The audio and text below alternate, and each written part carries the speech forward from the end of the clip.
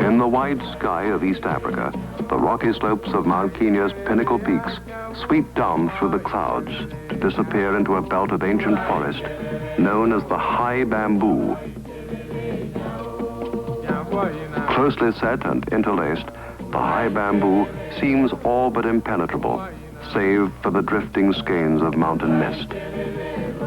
Yet there are secret meadows here and twisting game trails that tell of the hidden wildlife of this mysterious place.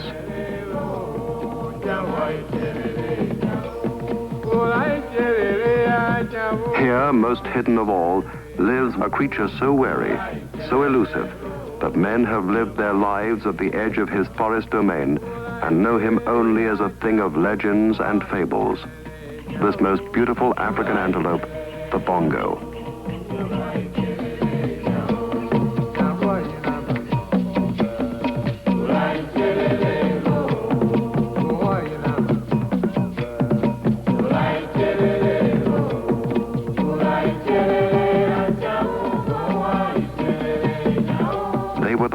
These two, the last of close to 100, who had once inhabited this bamboo-ringed mountain across the valley from Mount Kenya.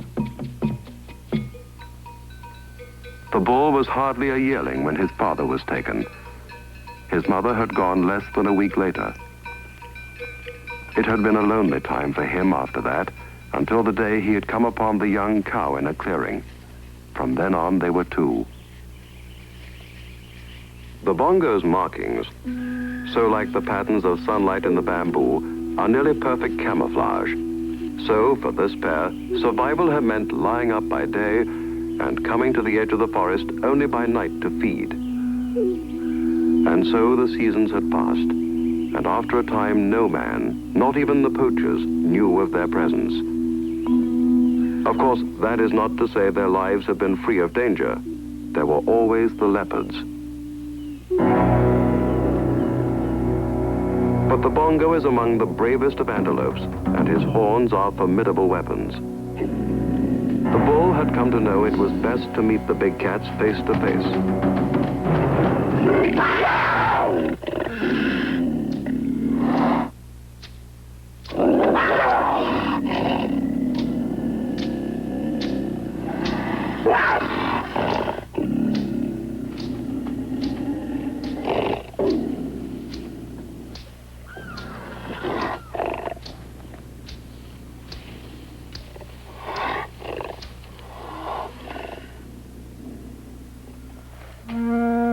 Now, just when the two were about to become three, began a time when horns and courage would be useless in the face of a new and different danger.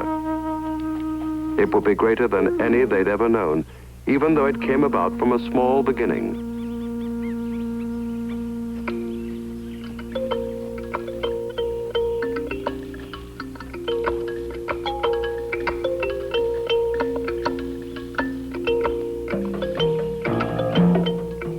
The boy was called Kamua, an orphan of Kikuyu blood. He lived on the lower slopes of the mountain with his uncle Njiri, who was, by profession, a poacher. On this day, as often before, Kamua had been sent out to walk Njiri's trapline. As usual, he'd spent many hours here on the grasslands bordering the bamboo, for as an apprentice poacher, it was well that he know the habits of the giraffe, impala, the tommy, and the waterbuck.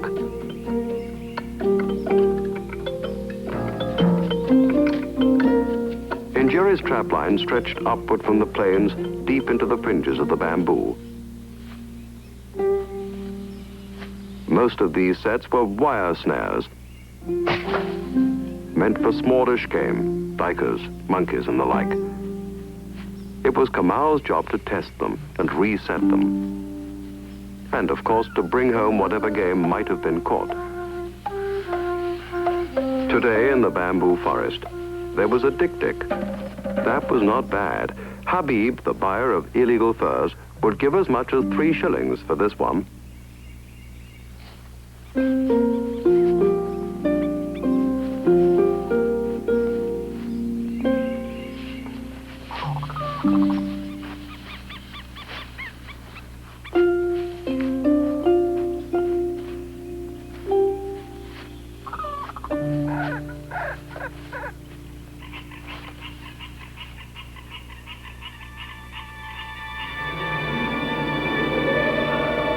Bongo? Could they possibly be Bongo? His uncle Njiri had said the Bongo were no longer on this mountain.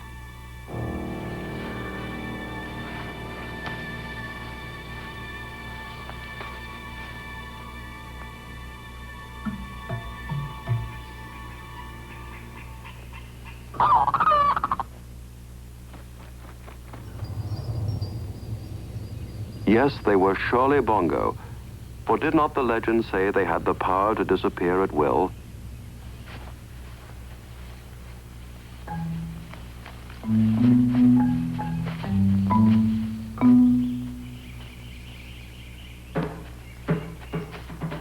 It was quite late, and Kamua was in a hurry, and at first eager to carry the news to his uncle.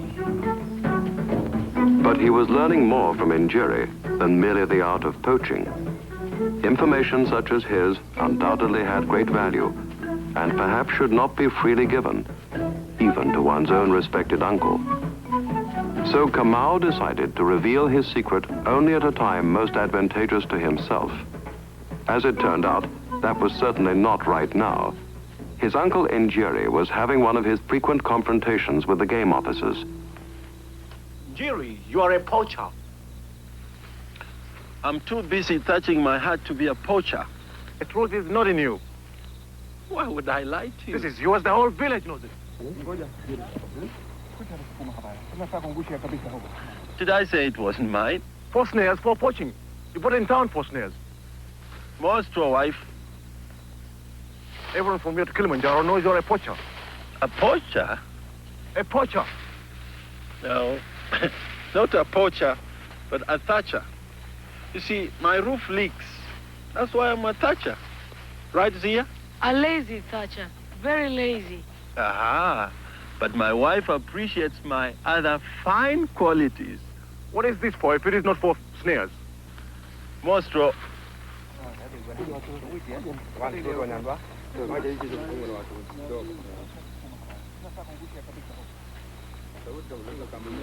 Aha.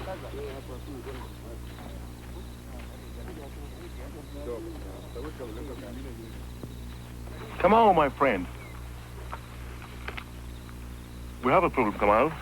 This wire here. Yes, sir. You live with your uncle Njiri Yes, sir. and your aunt Zia. Yes, sir. So you would know of your uncle's comings and goings Yes, sir. and his, Professional activities. thank you, his professional activities. Yes, sir. Good. Now, what would this be for? What would our busy, hard-working, honest, Thatcher. Pacha, like your Uncle Njiri, be doing with this roll of wire? How did this wire come to be in Uncle Njiri's house? Mm, Do you have an idea on the subject, Kamal? yes, sir. Well, It's the chicken coop, sir. chicken coop.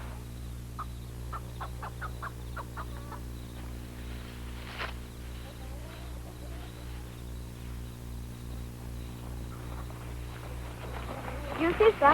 A hole. A very big hole. All chicken coops have holes. The chicken must come and go. Oh, no, not a chicken, sir. Our chickens stay home because of the mongoose. Mongoose? A very large mongoose, sir. He came in 3 nights and took 3 fat chickens. We tried to mend the hole with some sisal, but the mongoose chewed it up. Uncle Njiri didn't have enough money to buy wire. You see, sir, I had 2 shillings 50 from some money I found. And after 3 nights and 3 fat chickens, I gave Uncle Njiri enough money to buy wire. And that is why the wire was in the hut, sir. You are as a big a liar as your uncle. He is a poacher. Thatcher. Yes, sir, a thatcher.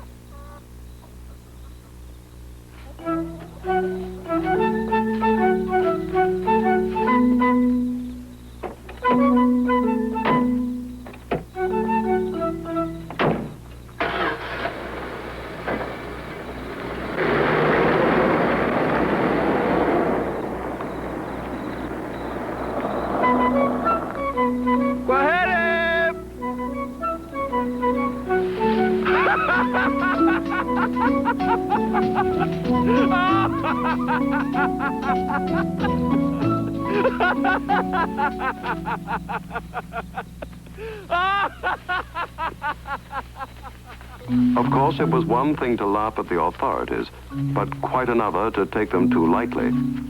So that same night, Njiri prepared to dispose of all proof of his poaching. That is, the accumulation of pelts. Calabash. 2 very nice ones.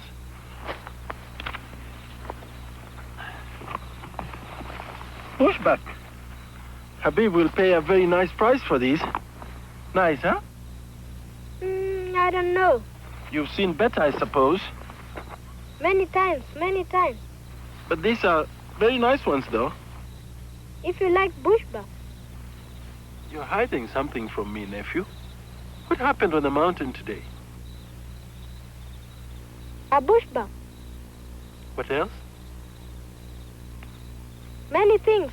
I don't know what I shall tell you.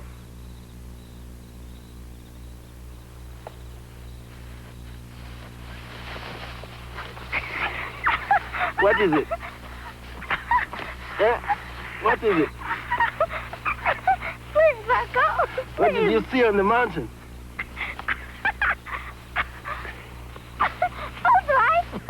All right. I saw a bushbuck.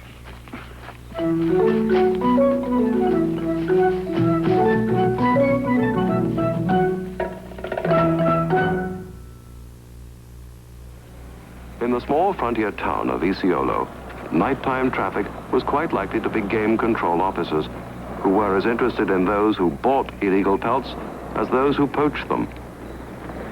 So tonight, the traffic was watched closely by the wife of Habib, the trader. This time, it was only the local hunting guide, Jock McEwen. Nothing unusual.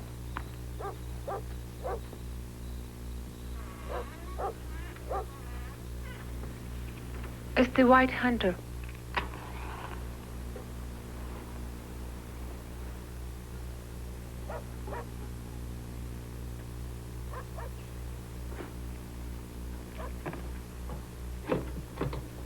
Okay, let us see what you've got.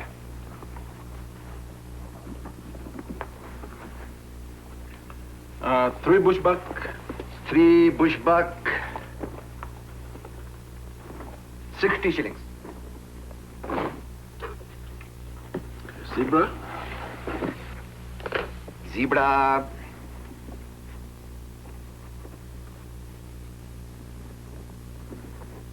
$100 shillings. The monkeys. Monkeys. 150 shillings. Okay, Dick. Dick. Some money. Half a shilling? Okay, 1 bob. That makes a total of 312 shillings. Okay? And next time, a leopard. For a first-class leopard, 200 shillings. That is 25 shillings more than last time. You think that is not enough, Kamua? He saw something up in the mountain, and he won't tell me what it is. Maybe he will tell me. Kamua? How much for a bongo? A what? The biggest bongo in the world. A bongo? Yes, sir, a bull. A bull? and a cow. And the cow is going to have a calf very soon. So there will be 3. 3 bongo. 3 bongo, but why only 3? And very beautiful, sir. I want a very high price for them. A special price. Special price. Big horns? Very big, sir. This big. So big. But why only 3? Why not a herd? Why not 20? 30. How much for 30 bongo, Habib? For 30 bongo, let me see. For so many, I shall want a discount. You don't believe me. How much for a bongo bull? Tell me. For a bongo bull, 300 shillings, maybe more. You find a bongo up there, I'll give you 400.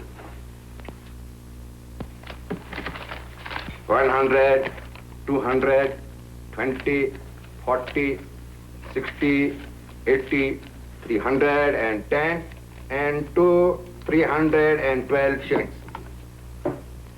And don't forget the leopard. I saw him, Mr. Habib, and the cow. What you are talking? If you don't believe me, go up the mountain and you'll see him for yourself. You coming? I did see him. Of course you did. Now let's go. I'll go alone. Of course, if nobody believed Kamua's story, it would seem the bongo could continue their hidden existence. In truth, though, there would be only a short reprieve, for they would soon be sought by many hunters, among them some who were, even now, engaged in another kind of hunt far below on the valley floor. In this group of wildlife specialists were 2 transplanted Englishmen. First, Tony Parkison, and then John Seago, called Bwana Chai, after his addiction to drinking tea. Aron Mshiu would be part of the bongo story too, but today all were concerned with their continuing program, the translocation of endangered animals to the safety of national parks.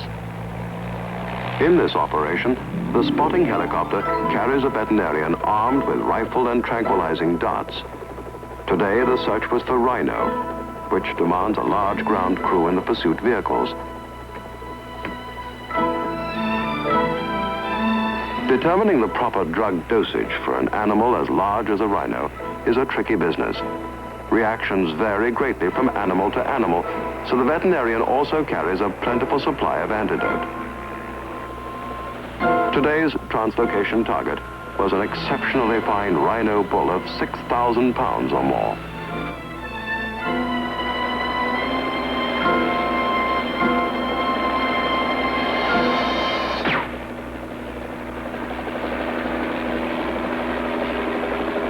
Once the darting has been accomplished, the ground crew, guided by the spotting helicopter, moves into action. This critical phase of the translocation is perhaps best described by the man at the center of the activities, Tony Parkison. Sometimes the animal, having been shot with the tranquilizer drug, doesn't always go down and is trotting around, then we have to rope it anyway and pull it down. If the rhino charges the car, we don't let him hit it. This is terribly important because he could hurt himself.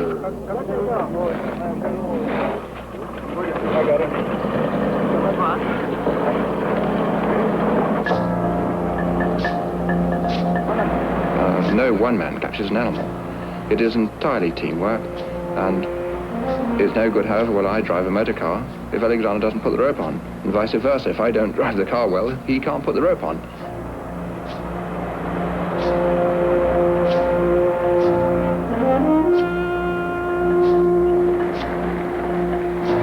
Once the main rope has been put over the animal's head, we take the car as far as probably 30 yards away, and we all abandon the car, get on our flat feet, and approach the rhino with lassos. Now this way we can control him, and usually Alexander and myself can get in fairly close, get hold of the tail, and then we trip him up. And because we have the initiative, it usually works very quickly.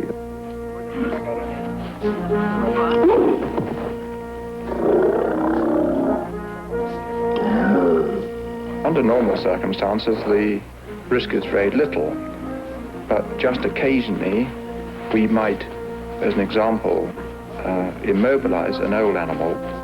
He's had to fight the drug, and when this happens, the likelihood of losing the animal is very possible.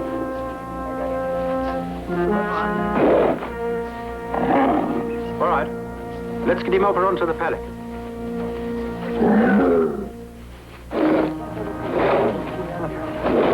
reckon the same one moved out. That's not a good thing, Alexander. Have a rodeo like it's the drugs, but can't be helped. He's very likely under.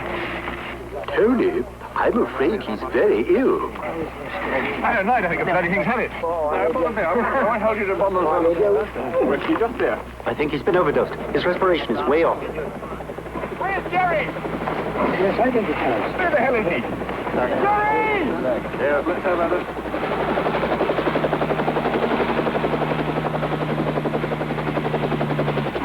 John, is he all right? But these drugs are so dangerous. The margin is so fine. It's getting worse. John, get up there and try giving him heart massage. Maybe we can keep him going till Jerry gets here. For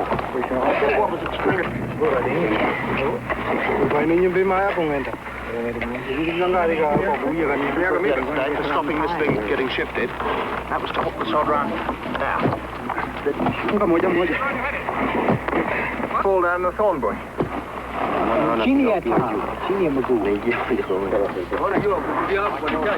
Such a damned iffy thing, figuring the proper dose. You just don't know how long it's going to react.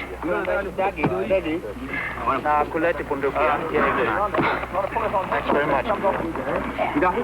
I'm afraid he's gone. Keep jumping, John. He might come back. Any good at all. Well, it took some digging. Where's Alexander? Yeah. Will you help me with the ears? Yeah, I did it last time. How's that breathing? Don't like the look of it, Tony. Bit dodgy.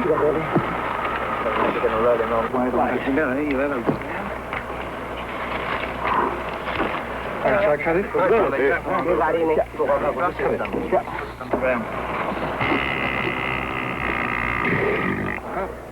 He's breathing, John. Watch out. Thank God for that.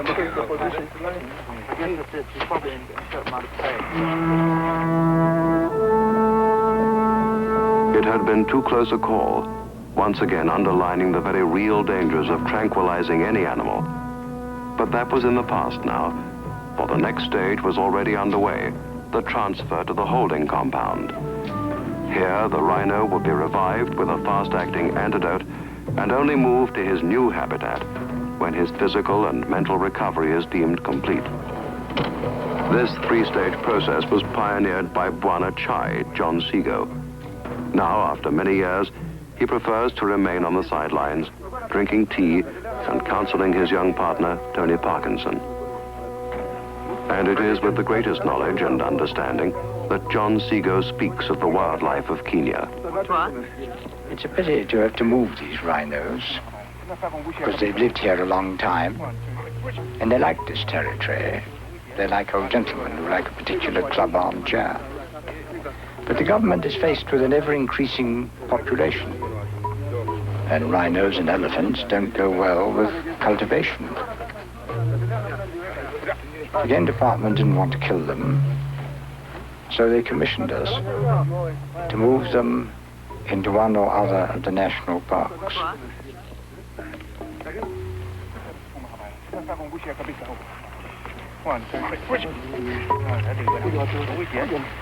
I got it.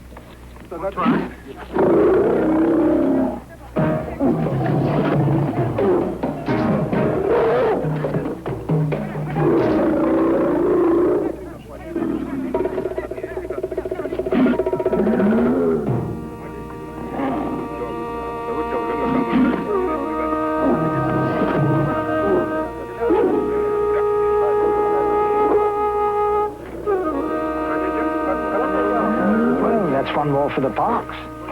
One more the poachers won't get.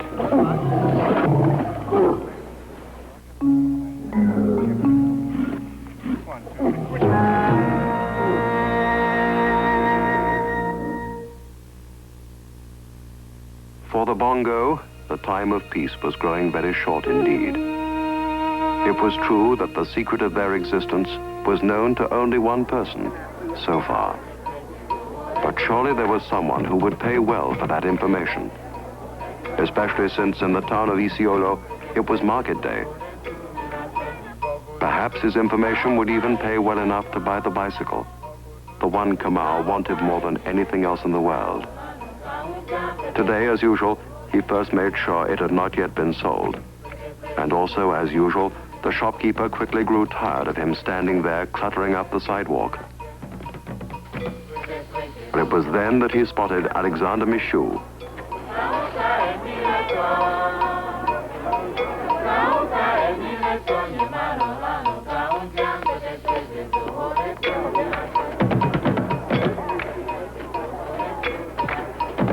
Jumbo? Jumbo, Kamau, what are you up to? Can't I help you, Alexander? You want the money, eh? I'd like to talk to the bwana. Mama, hizi bei gani? Shilingi moja au ngapi? Shilingi moja tu. I need to talk to Bwana Chai. Something very special. I see. What kind of very special? Well, very special business. Please, Alexander.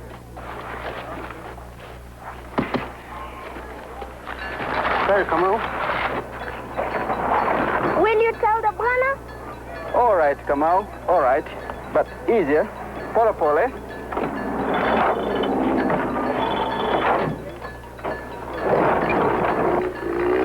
special business, Alexander.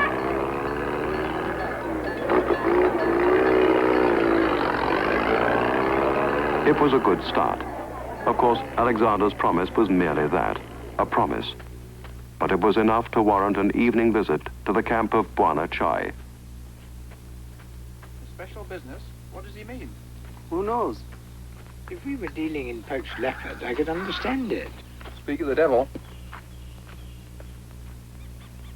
Jumbo? Jumbo, Kamau. Kamau. Jumbo. I found a bongo, sir. The biggest bongo in the world. And his cow. And the cow is going to have a little one. I see. I saw him so close that I could have shot him. But I'm not a poacher. Of course not. I watched them, and I said to myself, Bwana Chai will want them to save them from Ndorobo, who'll kill them for meat. Or from Uncle Njiri, who'll poach them for shillings. Poach them? Uncle Njiri. Kamau, I can tell you where to find them, Bwana Chai. are you sure you know what a bongo looks like? Oh, yes. Have you ever seen one? No, sir, but these are bongo, with horns and white stripes. And when they reach the bamboo, poof, they disappear like they're magic. How much? 150 shillings. What? Crikey. 100 shillings, a real bongo, I promise. Okay, 50. Okay, for you a special price, 25. Okay, 10. Okay, 5. And this is the last I come down. Sorry, Kamau.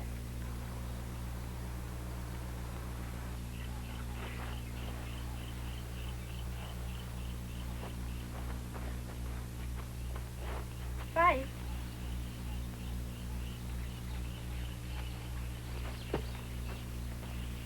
Tony, we could have afforded 5 shillings.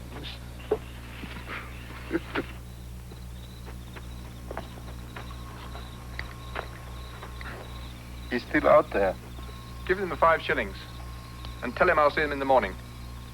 Right.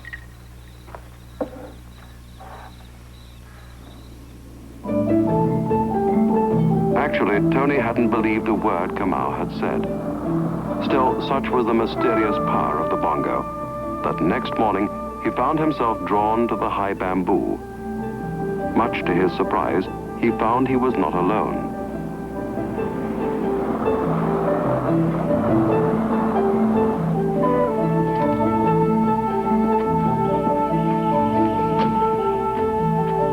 Jock McEwen, the professional hunting guide.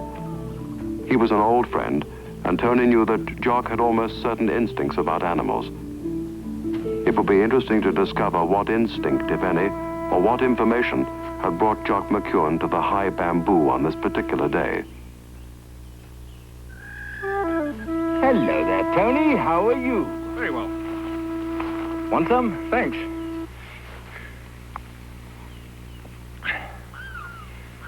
You out for a walk? Yes, sort of. I thought you were up the Charanganis. Well, the client wants a trophy buff, so I thought I'd look around a bit. You want buffalo? There are a dozen better places than this. Possibly. What are you doing up here, anyway? Well, we have an order for some giant forest hog. The zoo in the States. Giant forest hog. Giant forest hog here? Why not? Well, there must be a dozen better places.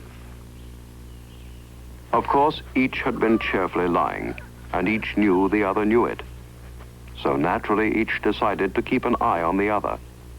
By unspoken agreement, they pooled their separate pretenses in a common search.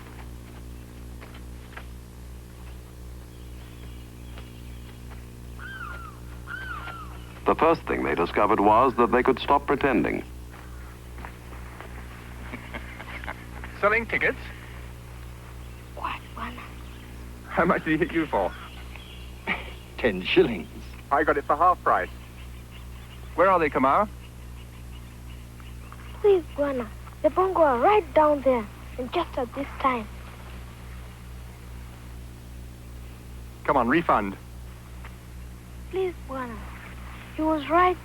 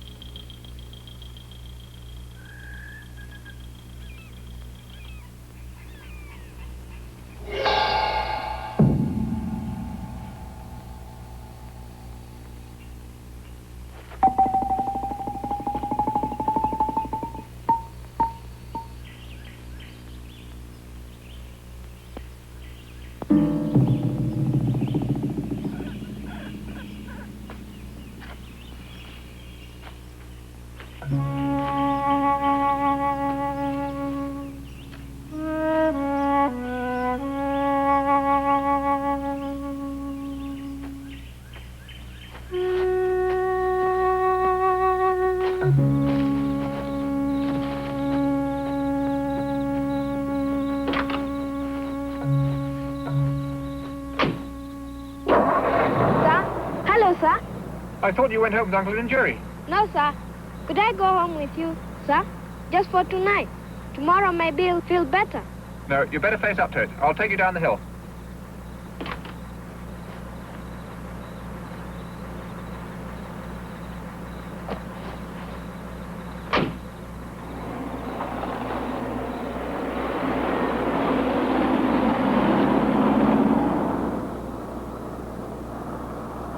A very nice bongo, isn't it? Very. The biggest bongo in the world. It might be at that. Very nice. It's going to be interesting to see who gets him first. The White Hunter or your Uncle Njiri. Uncle Njiri? Oh, yes, he would, and you know it. Yes, sir. It's your bongo. And you're letting him steal it from you. Sir? He belongs to you, and your children, and your children's children. And by the time they get here, there won't be any bongo left. I don't understand you, sir. One day you will, Kamua. One day you will.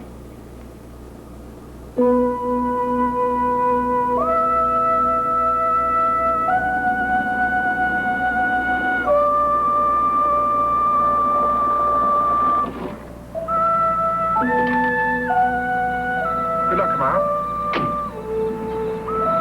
Thank you, sir. And remember what I told you? Yes, sir. Kwaheri. All right, Kwaheri.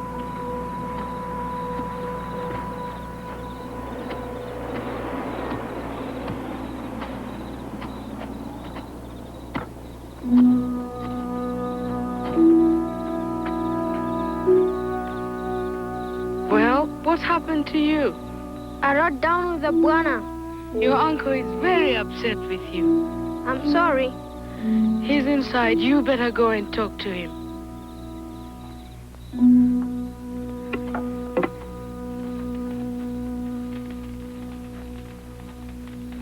Uncle?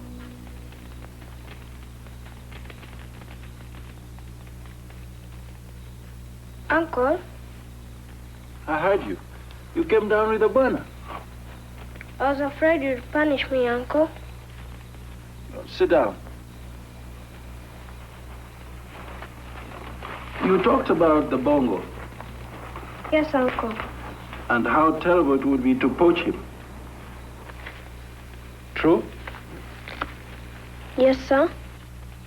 To kill animals is wrong, unless you pay 1,000 shillings for a license. Then it is not wrong. Did he say that? No, sir. He does not want the bongo to be killed by anyone. How most unusual. Now eat. He said that soon if the killing goes on, there'll be no more animals at all. But you can still kill him with 1,000 shillings. He said that if you kill him, you'll steal him from me and my children. What a sneaky way to put it. Sir? Nephew, our people have lived here for 1,000 years. And all that time, they have hunted game. And now they come, the buanas, with their shillings and their pieces of paper from the game department. And they say it is all right for them to kill, to trap animals, and sell them to zoos. But for us, who have lived off the game for 1,000 years, it is a crime. But you don't kill to eat. You kill to sell to Habib. And with the money from Habib, I eat. But mostly you sit. True. And I sit too. But when the animals are gone? Gone? Nonsense. But Uncle, Eat your supper. Tomorrow, we will kill the bongo.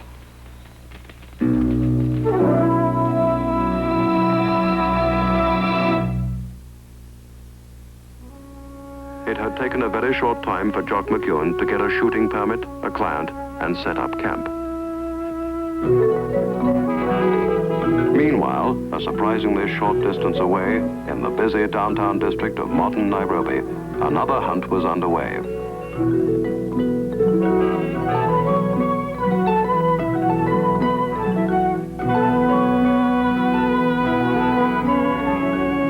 Early this morning, Tony had driven into the city and was now looking for Sam Kabuthia, Deputy Minister for Game Control, the man who issued all permits. He left a hard trail to follow, even for an experienced tracker like Tony Parkison. Finding a deputy minister in Nairobi on a Sunday is difficult enough, God knows. But if he's on a 2 weeks holiday, it's impossible. And my chances, even if I did find him, were very slim. Someone said he'd gone to Malindi. Someone else said he was up country. And a third view was that he was at the golf course. He wasn't at the Norfolk, or, unlikeliest place of all, at his office. He wasn't anywhere. And at last I headed back to camp with my hope of getting a permit. Gone completely.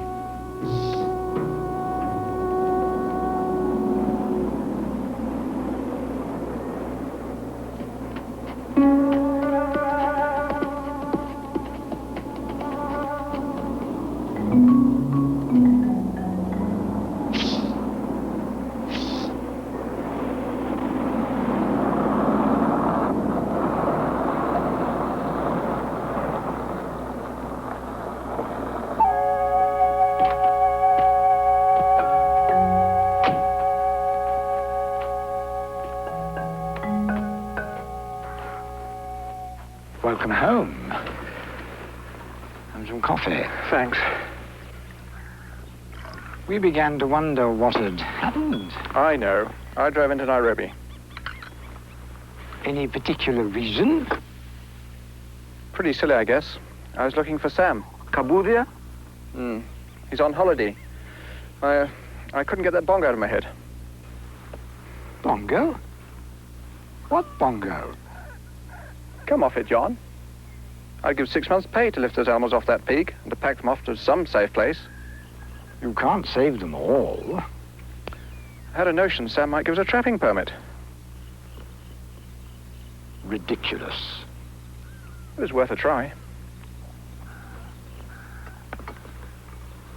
Tony, sometimes I wonder about you.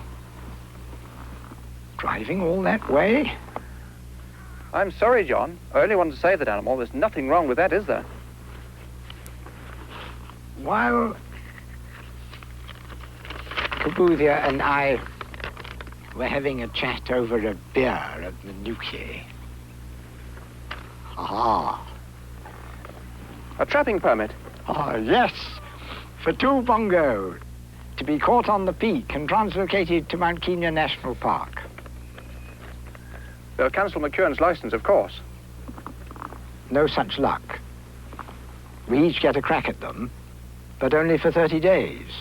30 days? Crikey. So it's the devil take the hindmost.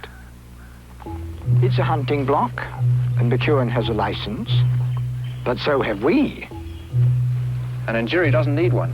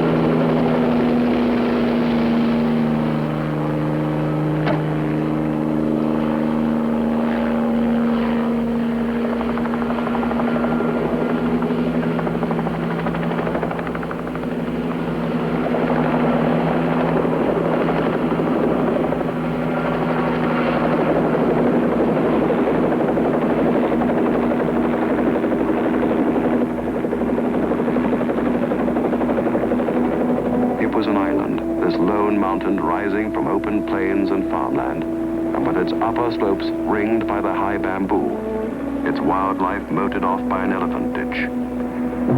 For the bongo here, it seemed there could be no escape.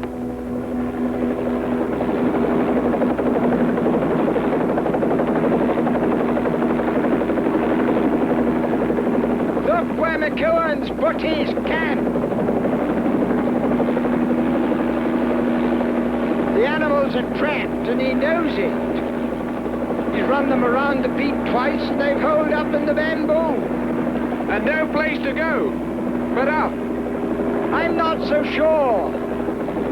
What if they took that ridge down onto that lower slope? A very un-bongo thing to do. And anyway, they still have to get across the elephant ditch. But they might try it. I'll bet you a brandy they won't. Well, take that, Tony, but make it a good brandy. It wasn't a bad bet from either side. True, the bongo rarely flees downhill. On the other hand, just below the elephant ditch, the deep trench protecting the farmlands from roving elephants and buffalo, a narrow corridor of bamboo led across the lower slope toward an ancient crater. If they reached the dense jungle there, the bongo might well escape their pursuers. Before they would take that downhill course, though, they would have to be hard-pressed and desperate. That time would come very soon. But for now, there was still room on the mountain. Room to move, or more importantly, room to hide or to run if necessary. In his entire career as a professional hunter, Jock McEwen would never face a greater challenge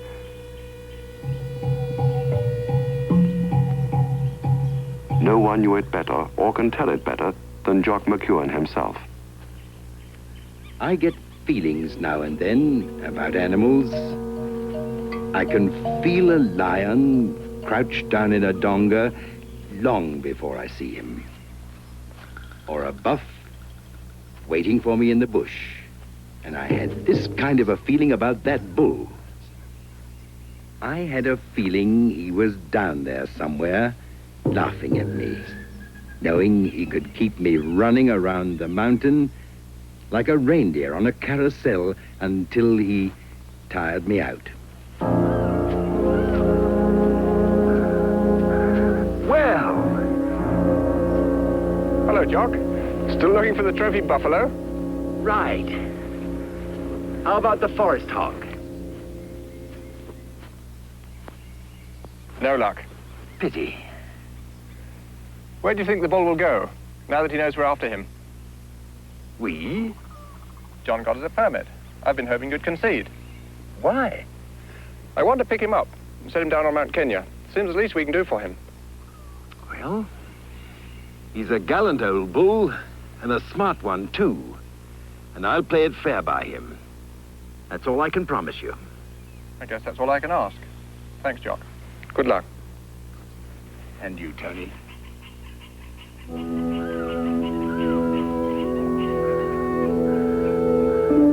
He watched them, knowing nothing of their minds or their plans, but somehow sensing that his mountain home was no longer a secret domain, no longer a place of safety.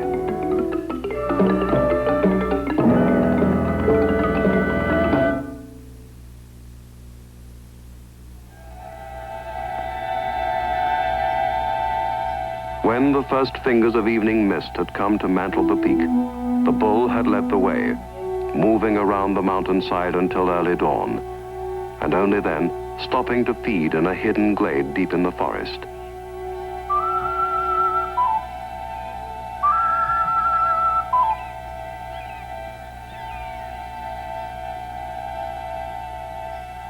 Soon they would move into the bamboo to lie up and await the coming of another night when they could travel again. But though they had remained out of sight, they were still on the mountain. Their pursuers knew they could not leave. Work on John Seago and Tony Parkinson's live traps called boomers was well underway by now. The licensed hunt of Jock McEwen and his client Carlin relentlessly crisscrossed the peak below the bamboo. While above, Njiri's unlicensed hunt was already closing in.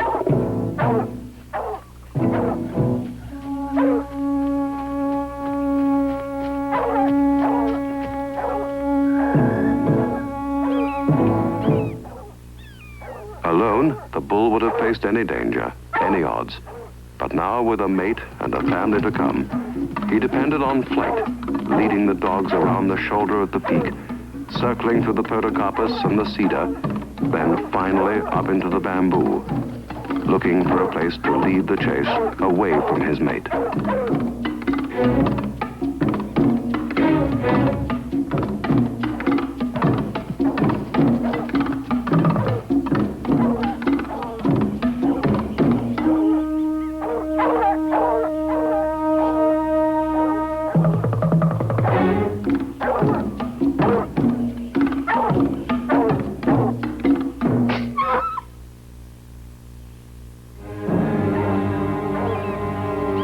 One of his own deadly snares had done its work too well.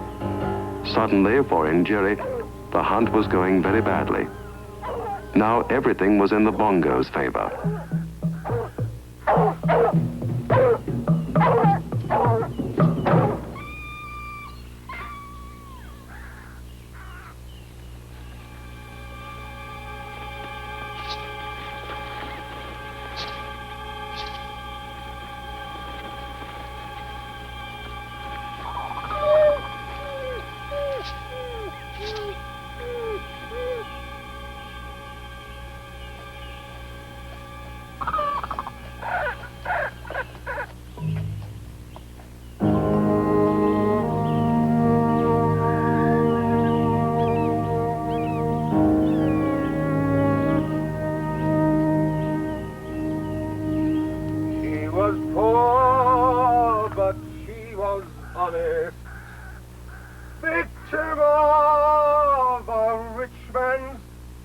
time.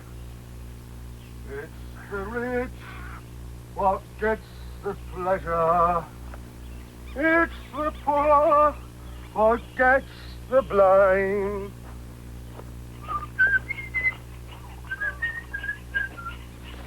Do you have one for me over there, Jocker? Way ahead of you, Mr. Carlin. Oh, good.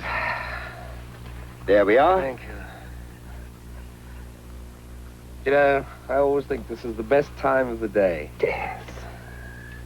No ice? Oh, I'm sorry.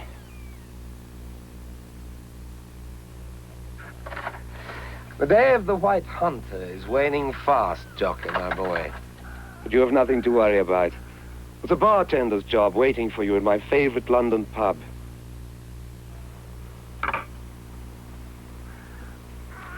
Very decent of you. All this talk about endangered species. The bongo isn't in it compared with the white hunter. The bongo will be around here a long, long time after the last white hunter has joined the dodo. You're needling me again, Mr. Carlin. I expect I am. What luck with the bongo? Oh, we found fresh spoor down by the salt lick. How fresh? 6, 8 hours. Then the sensible thing would be to build a hide beside the salt lick, wouldn't it? Sensible, all right, but... Well, why aren't we? But not ethical, Mr. Carlin. It's not considered sporting to pot shoot on a salt lick, Mr. Carlin, or on a waterhole either. So that's why you've been brooding. I respect an animal, as any hunter does. I want to match my wits against him, but play by the rules and take him if I can. And if you can't? Bad luck. I have a license to shoot one bull bongo on hunting block number 81. And I intend to. You're not the only one, Mr. Carlin. What do you mean by that? Seago and Parkison also have a license to move both animals and translocate them to Mount Kenya. That's ridiculous. Maybe. Parkinson asked me to give up the field. I told him I couldn't. But I did say that I would play fair by that animal, give him a sporting chance. And that's what I'm going to do, Mr. Carlin. I hope you agree.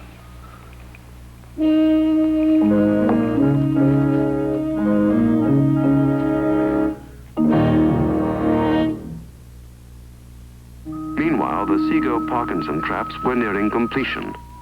Their function is best explained by Tony Parkinson himself. There were 3 narrow game trails through the bamboo, all of them showing bongo spoor. We dug pit traps in 2 of them. This was the 3rd. Barboma, the giant funnel with its sturdy walls and camouflage. It's careful, demanding work. The bongo is shy and wary and very suspicious. And anything less than perfect is no good at all. Tonight? Yeah. I hope you're right. Do you agree with him, Alexander? If he comes past here, we will have him. Give it a try.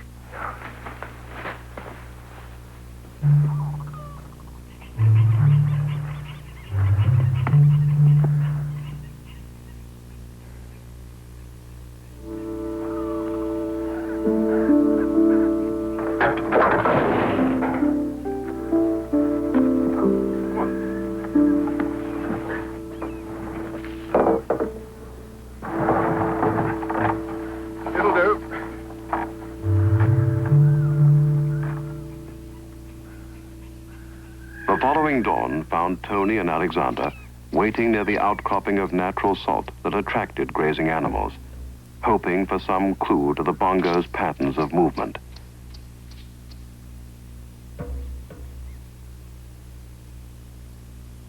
Suddenly, silently, they were here. And so was Kamau. He too had guessed the bongo might come to the salt lick this morning.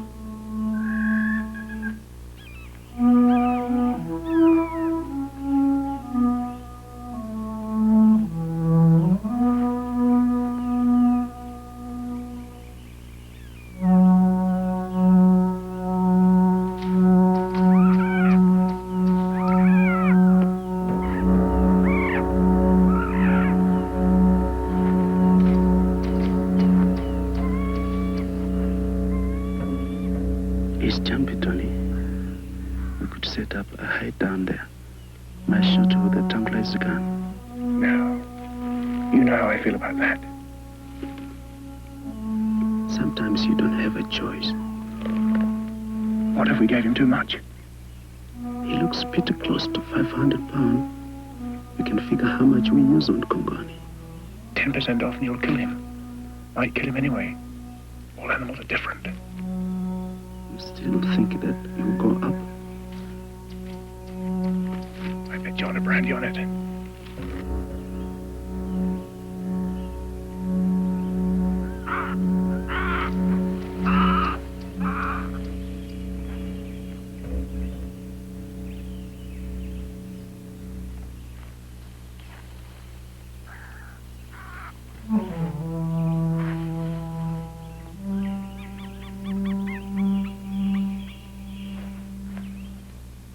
Our people have lived here for 1,000 years.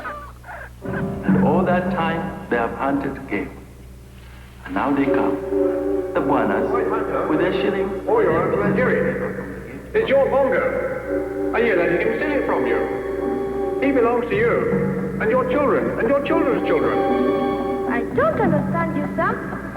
One day you will, Kamua. One day you will.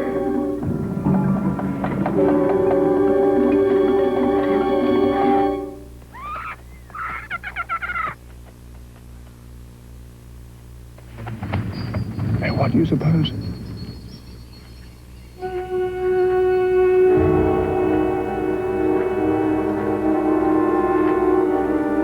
He couldn't have missed.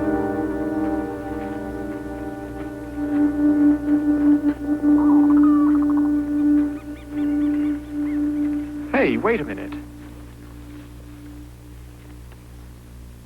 Why didn't you shoot him? I could not kill him, sir.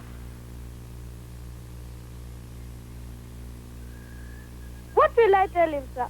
What will I tell Uncle Njiri? Well, as a last resort, you might try the truth.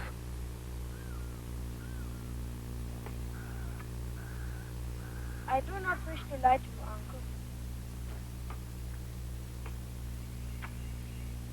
I'm 13 years old now, almost a man, and I've done some thinking about the bongo. And I've decided not to help you kill him.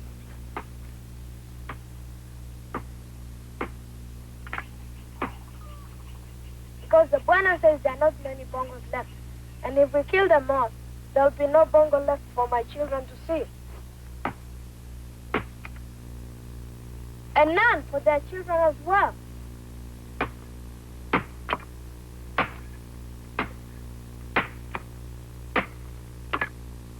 And besides, it was not such a good bicycle anyway. The paint is new and the tires, but it is a very old bicycle. And it will break down very soon and cause a lot of trouble. And for these reasons, I've decided I'm not going to help you kill him. Or the cow. Or the calf. And because I'm almost a man, I'm standing here before you now. Talking to somebody?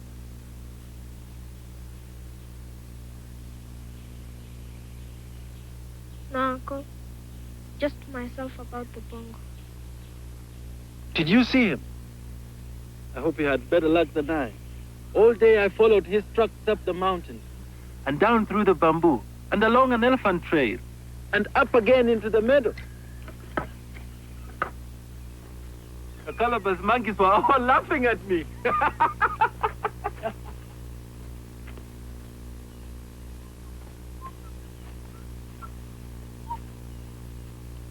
You had bad luck too.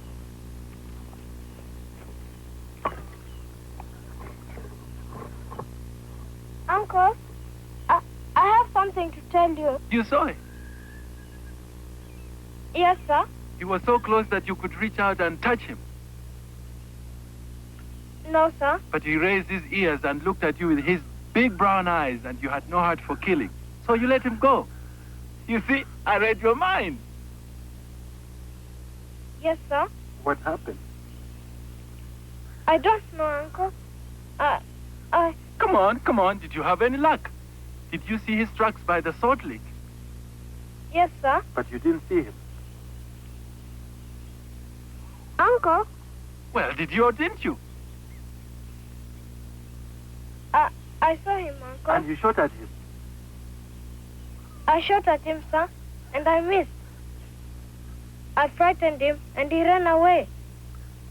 I'm sorry, Uncle. I'm a very bad poacher. Well, how close? Very close, sir.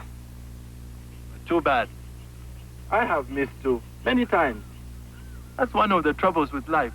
It's full of misses. I feel very bad, sir. You'll have another chance. What we must do tomorrow is set snares in every truck, every small truck in the bamboo. And we'll be waiting. When he comes, this time we won't miss.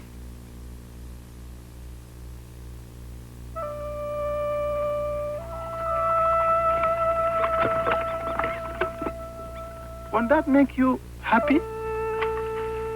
Yes, sir.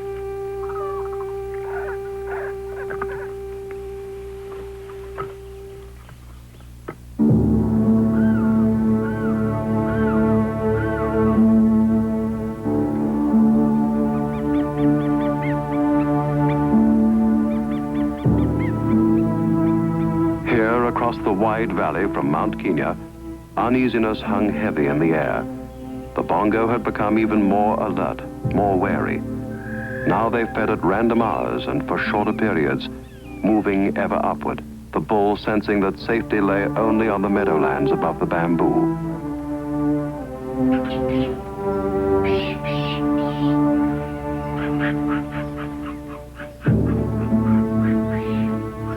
But to move through the bamboo meant using the game trails, and of course, like the others, Jock McEwen knew that and meant to take advantage of it.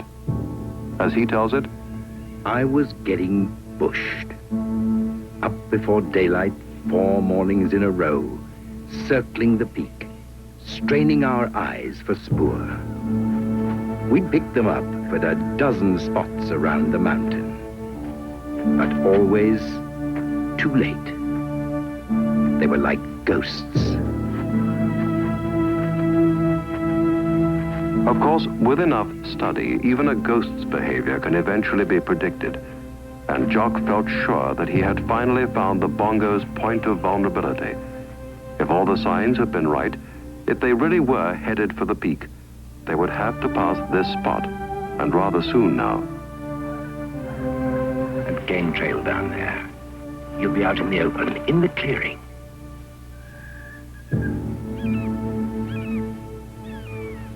Right. Get ready.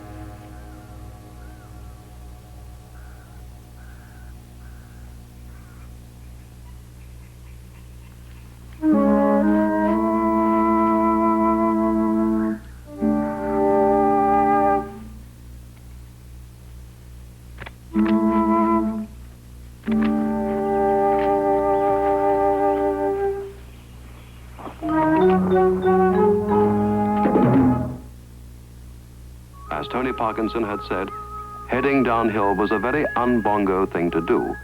But for the bull, it seemed the only thing. And it would have been successful, except for Kamau. In search of small game, he had been prowling the corridor of bamboo along the elephant ditch, and quite by chance, happened on the one spot where its sides had collapsed, forming a bridge. It was an escape route for the bongo. There was only one place they could go now, to the crater beyond.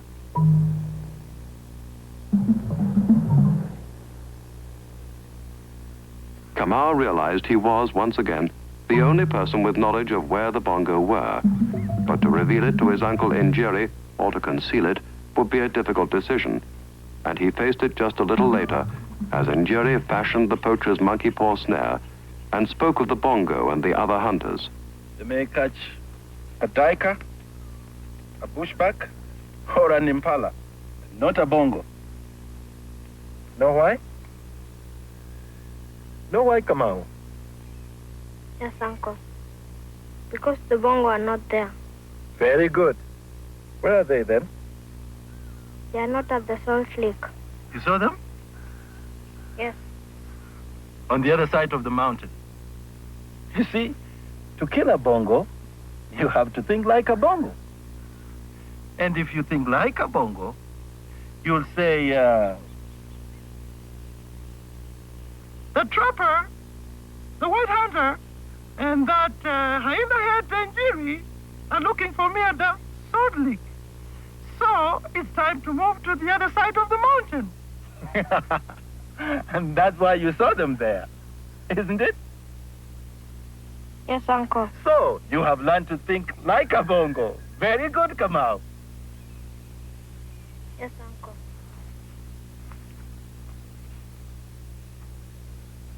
Where are you going?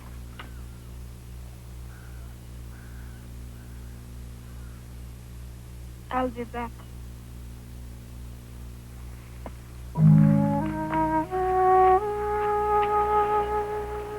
Lying to his uncle, no, not lying really, just not telling the truth, was not to Kamau's liking. Besides, Njiri was very good at his business. Even without help, he would probably track down the bongo before long. Unless, of course, their location was revealed to others.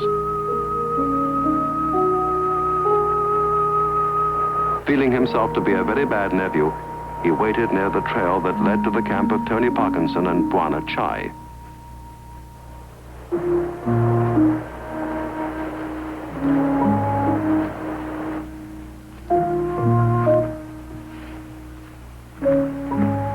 Sir? What did it come out? I've seen them, sir. The bongo, they've left the mountain. I saw them, sir. I saw them. Cross the elephant ditch and go down into the crater. When? This morning, sir. The buffalo have a way to cross the ditch. I'll show you. Let's have a look. Njiri, the rest of you go on to camp.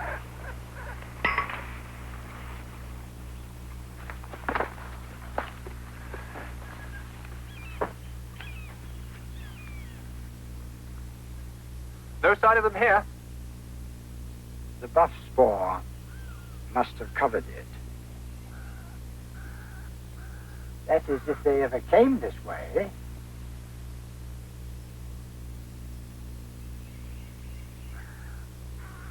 It's true, sir. I saw them. Look here.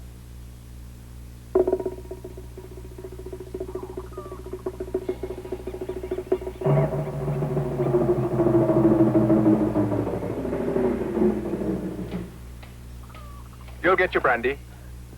Remy Martin.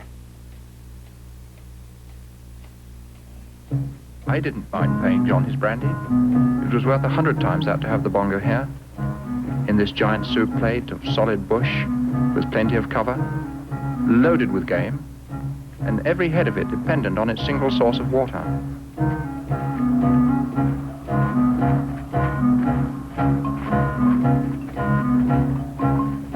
Over there, sir, in the crater.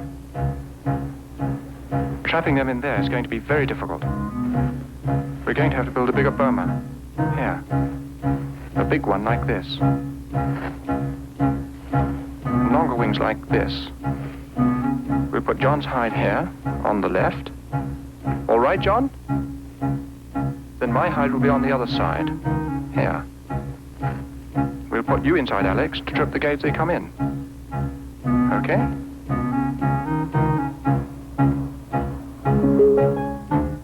We got cracking on the boma straight away, while another crew filled the pit traps we'd worked so hard to dig. Can't go leaving them for our animals to fall into.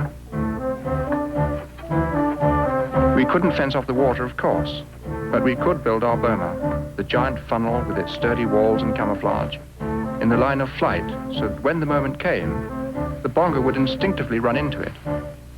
This involved some animal psychology. I tried to place the boma where a bongo would run in a moment of panic. By 6 o'clock, just a half hour before sunset, the boma was ready. And I looked around for Kamua, who was more or less responsible for all this, to thank him. But he had disappeared. Unwilling to face his uncle Njiri until he found the words to say what had to be said, Kamua had spent a long day alone with his thoughts.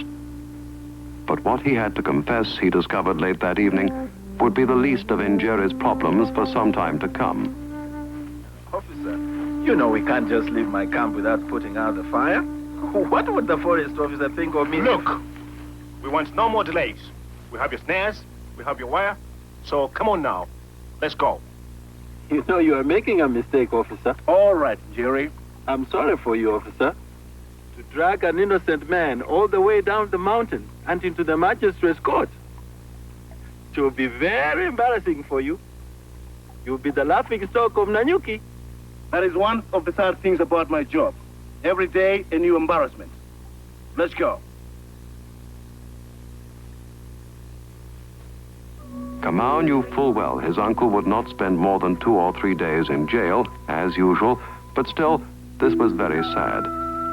Now there was only one person he could turn to, Tony Parkison, waiting by the waterhole in the crater.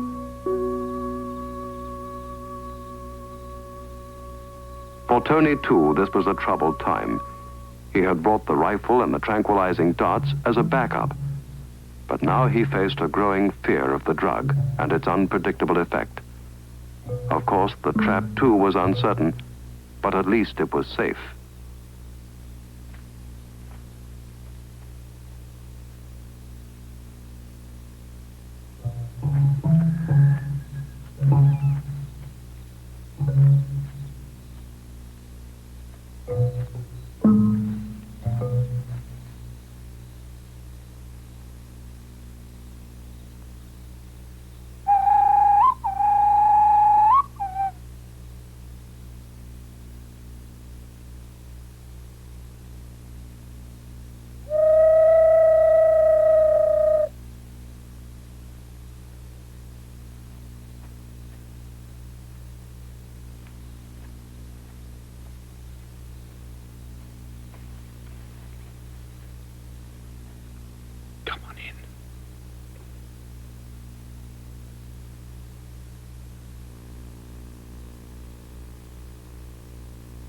They've arrested Uncle Njiri.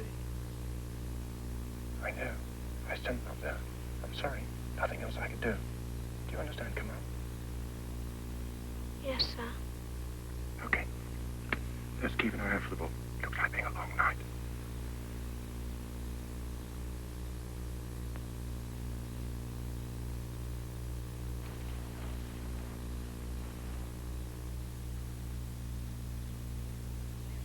We'd found their spoor around the water, so they had drunk last night, or early this morning, but probably not since. That's 15 hours at the very least. So they were out there somewhere, waiting, bothered by the strange contraption that had mysteriously appeared beside the waterhole. A and by the man's scent on the night breeze. Didn't seem to bother the rest of the game. But the bongo has a mind of his own. The bull had explored the crater floor and knew this was the only water.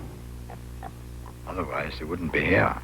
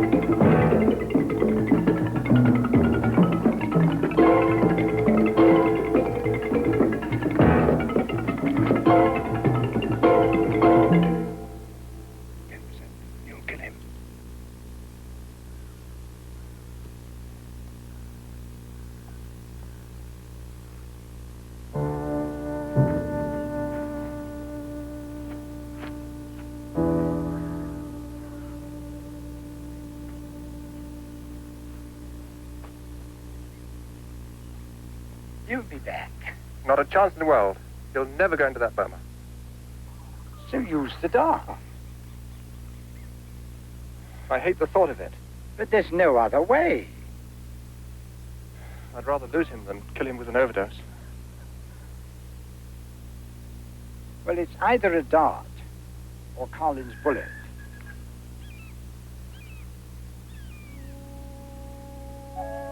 But at least we have her. No, that's not enough. We must get that bull.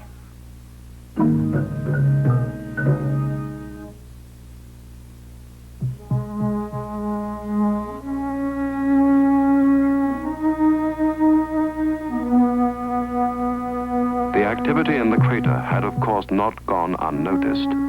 By mid-morning the next day, aided by a tracker, Carlin knew exactly what was going on. At last, he'd found the way to get around Jock McEwen's annoying sportsmanship and take matters into his own hands. Over there on the edge, 3 o'clock.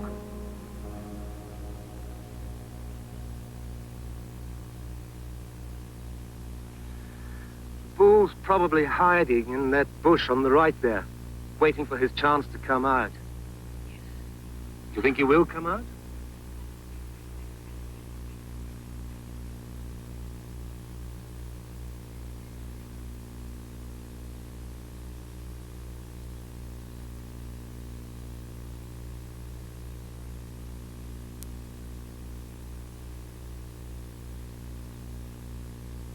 The vigil had continued throughout the day and into the small hours of the second night.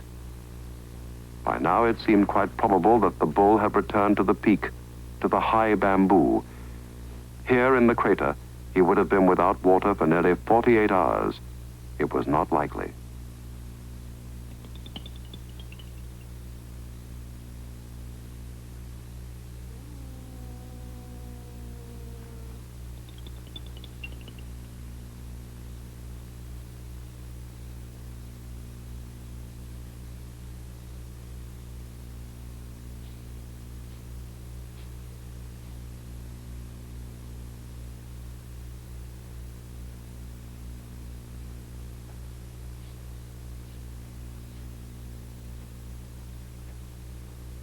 Tony.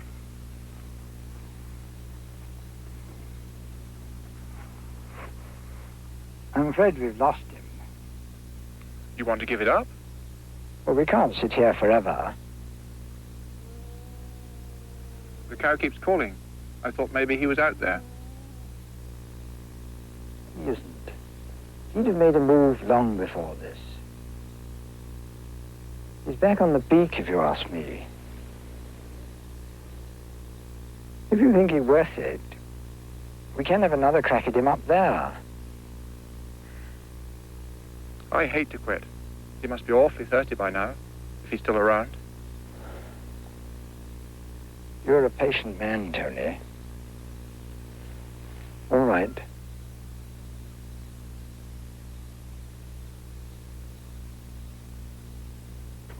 Yes, Tony was patient, but not too far away another man was not. Carlin had now determined to finish the hunt in his own way. It was not the sporting way, of course, but the cow was the perfect decoy. If the bull was remaining near his mate, Carlin would find him.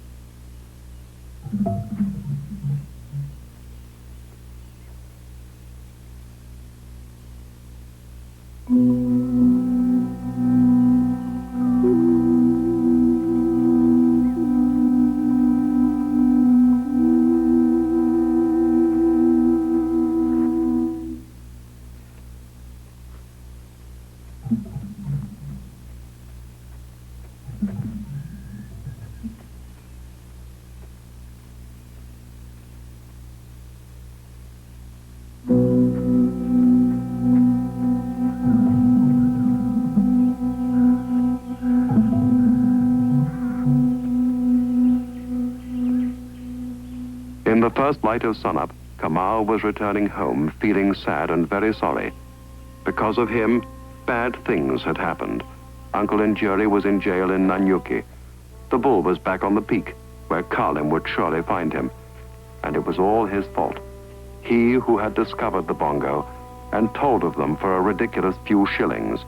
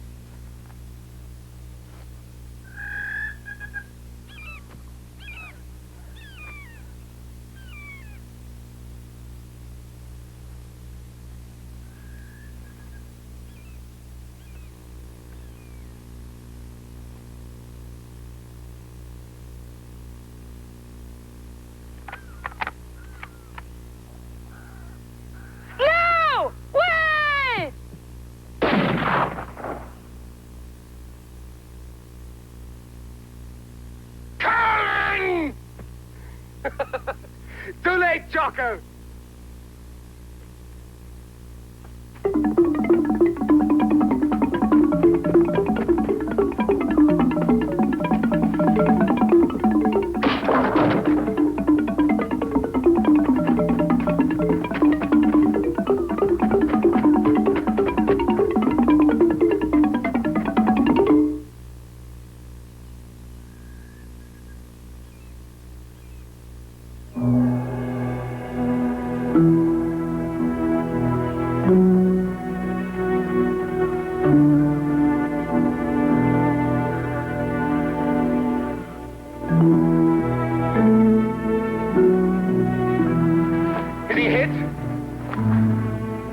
I'm afraid you missed.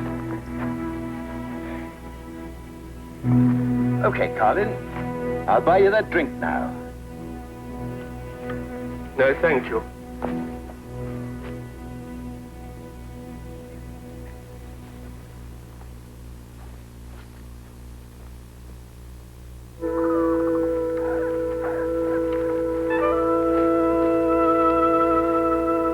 Well, I need a drink. Yes, yes.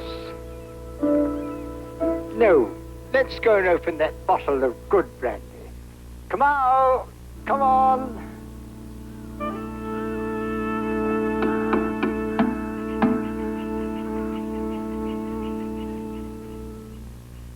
Of course, for Kamau, there would be no brandy, but a brand new bicycle most certainly.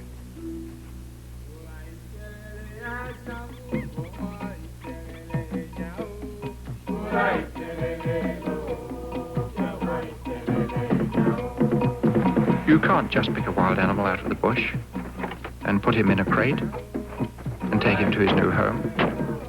You must get him used to enclosures and finally crates, and then move him, and then reverse the process, getting him used to open spaces again.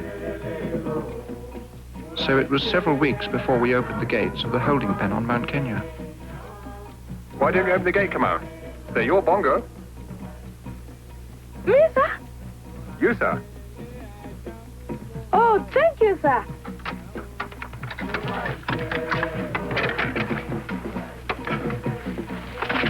Come on, Juma. Come on, baby. Come on. Come on, baby. Come on, Juma. Come on, baby. Come on. Come on. Come on. Come on, Juma. Come on, baby. And so that was the end of it. Or the beginning, really. In the national park, these two would bear their young, and protected from licensed hunter and poacher alike, the bongo would continue to multiply and thrive in the hidden meadows and secret places of the forest here on the slopes of Mount Kenya.